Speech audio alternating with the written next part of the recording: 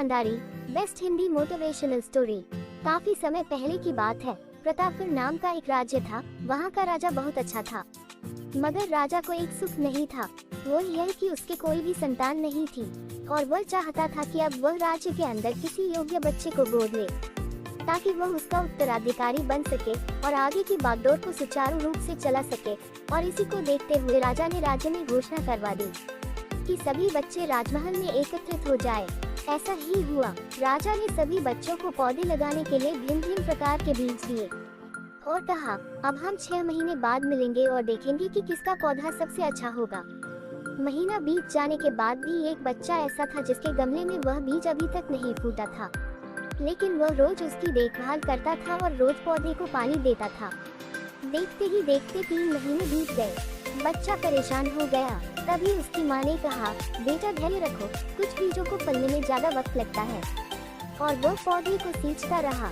6 महीने हो गए। राजा के पास जाने का समय आ चुका था, लेकिन वह डरा हुआ था क्योंकि सभी बच्चों के गमलों में तो पौधे होंगे और उसका गमला खाली होगा। लेकिन वह बच्चा ईमानदार था और सारे बच्चे राजमहल में आ चुके थे।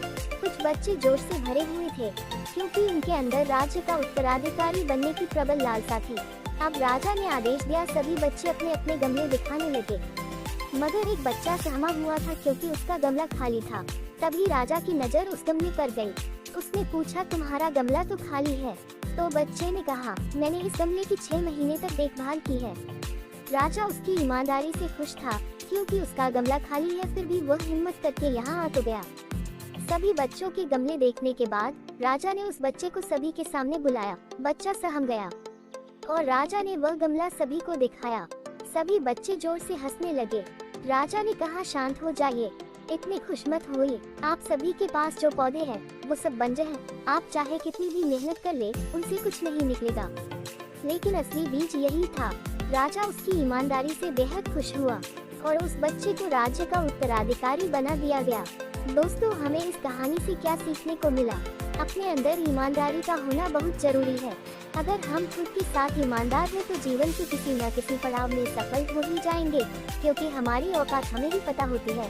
हम खुद को पागल बनाकर खुद का ही नुकसान करते हैं। दोस्तों, मैंने आपका ज्यादा समय खराब नहीं किया और इस मोटिवेशनल स्टोरी को मैंने कम से कम शब्दों में समेटने की कोशिश की है, जो कि मैं